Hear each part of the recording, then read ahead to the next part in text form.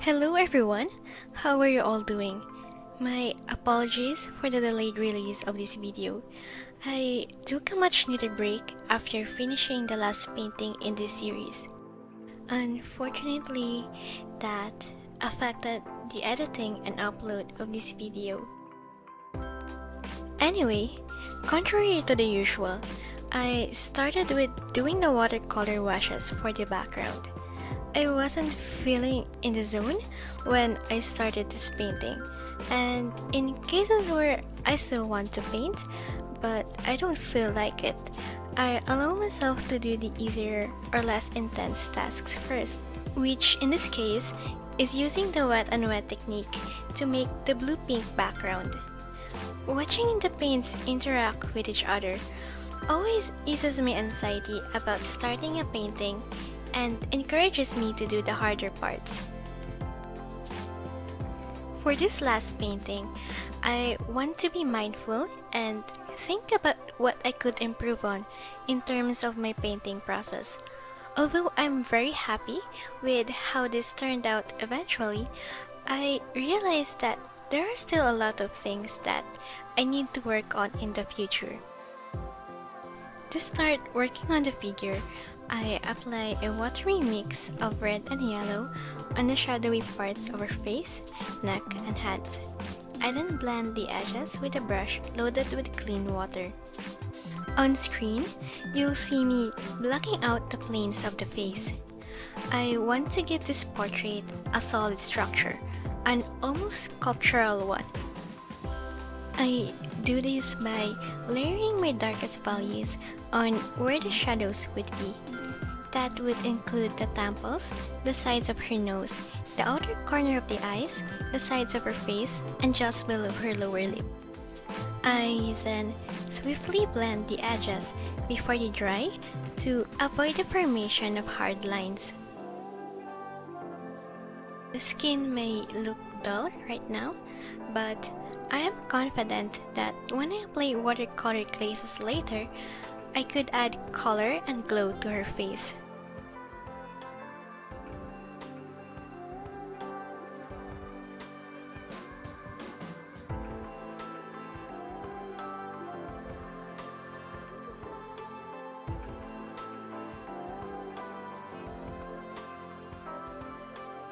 I really like painting the eyes. I know that I have the tendency to make them bigger than what is anatomically correct, but that allows me to put more details in the painting. I can't explain it properly, but I like taking the time to make them lifelike.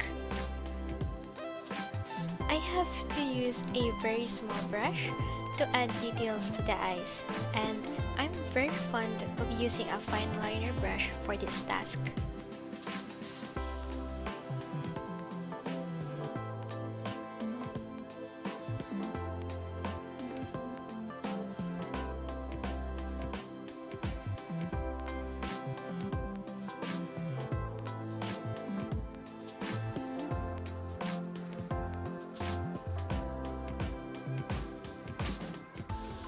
While waiting for the eyes to dry, I add watercolor glazes or transparent layers to the rest of the face to add color and glow to her skin. In finalizing the eyes, I usually add white gouache to emphasize the highlights in her eyes. Then, I mix some of it with a tiny bit of yellow to brighten up the inner corners of the eyes.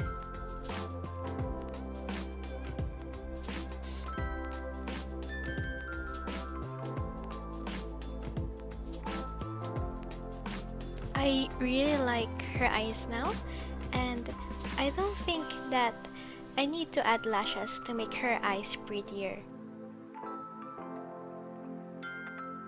With a more concentrated mixture of burnt amber and ultramarine blue, I add details to her nose, particularly the nostrils and the outline of her nose wings.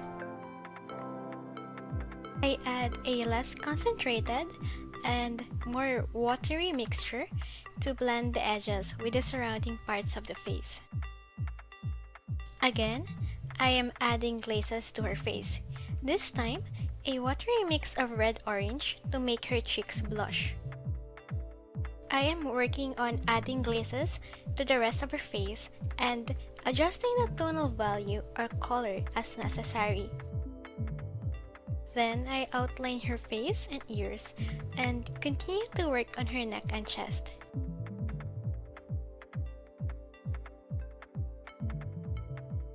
Like with what I did with the face, I focused first on establishing the tonal values and then added watercolor glazes to apply the correct color. Afterward, I make adjustments as necessary.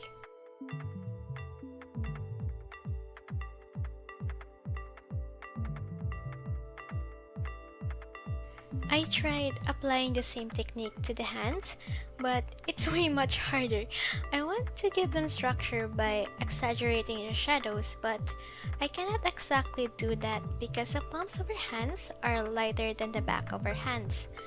I remember when I was starting to learn how to draw, I'd always draw my characters with their hands behind their backs. Drawing hands is so difficult. I'm still struggling with that right now.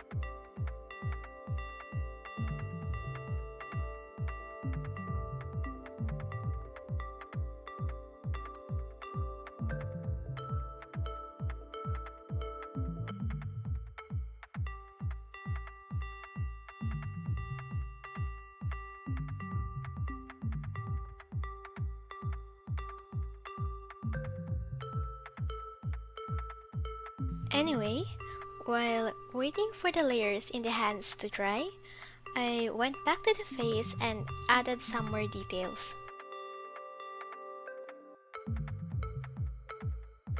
When painting the mouth, I always emphasize the line separating the upper and lower lip. There is a funny story about how I learned to make the eyebrows. I actually learned how to paint them by watching beauty gurus do their makeup on YouTube.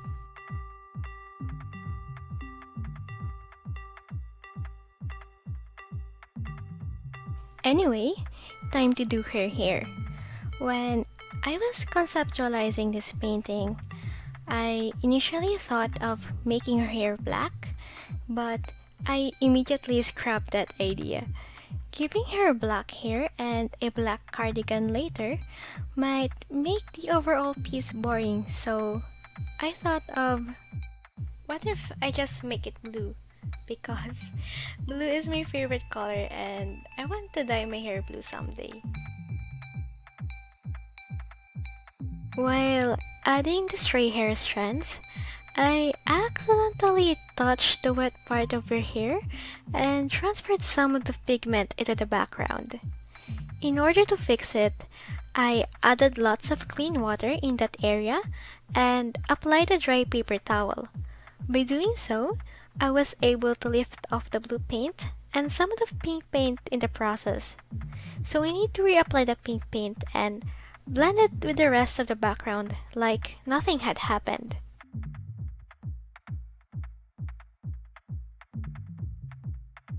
At long last, it's time to paint the crystals, which are the Witchtober prompt for this week.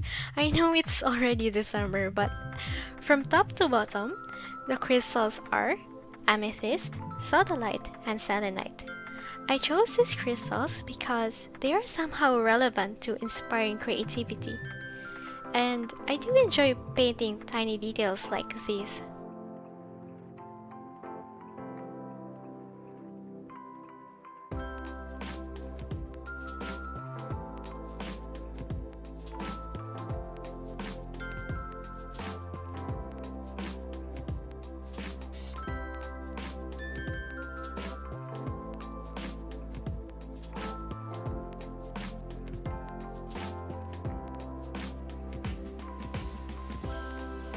For the color of her shirt, I initially planned to make it purple, but I realized that I've been painting people in purple shirts lately, so I need to choose another color. The color that I picked is Perylene Maroon. It is a dark red orangey brown that has a nice glow.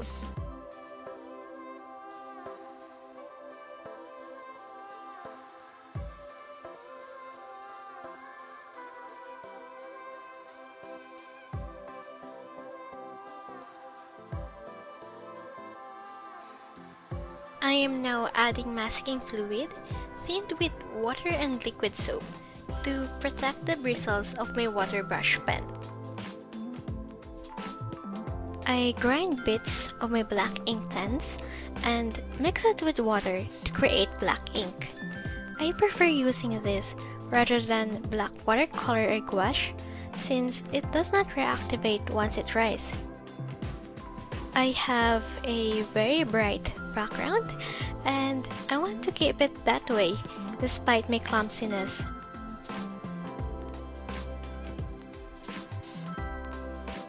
My first few layers are very sloppy, but that's okay since I will have to make a couple more layers to get a solid black color.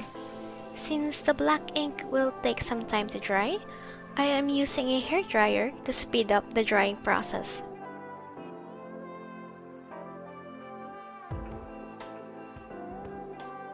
I am sharing this footage with you because I'm really pleased and very happy with how this painting is coming together. This is also a foreshadowing as to what will happen later.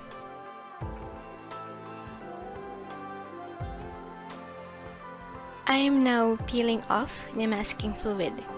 The tool that I'm using to help me with removing the masking fluid to reveal the white of the paper is what remained of the fine liner brush that I used to apply masking fluid a long time ago. I almost immediately ruined the bristles after dipping the brush into the masking fluid. I deeply regretted that.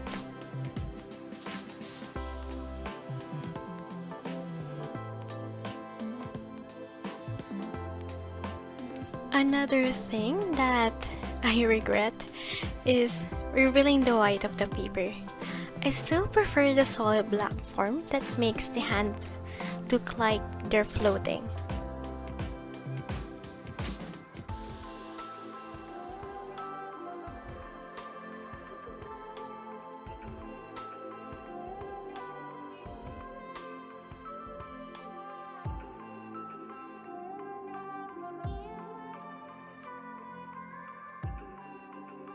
But since my initial plan for this painting was to make the cardigan black and the folds white, I still attempted to fix the edges and make the white lines more stylized, but this is not working.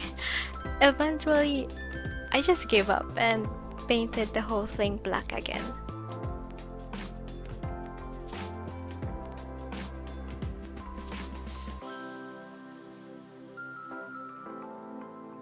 Thankfully, it's the last step, and the last step, of course, is to use my metallic inks to draw sparkly crystals around her. I used gold, silver, and bronze to add visual interest and texture.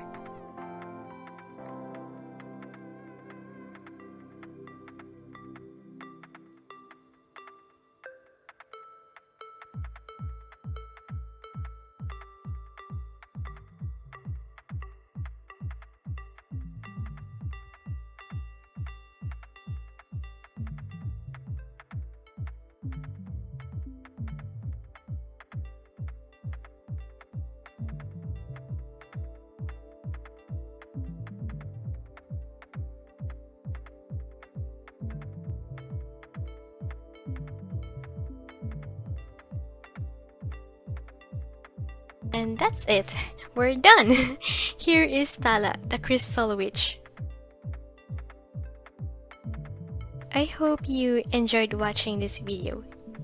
consider hitting the like button, subscribing to my channel if you haven't yet, and following me on my other social media accounts linked in the description box below. Thank you for watching. Have inspired and wonderful holidays ahead of you. See you next time!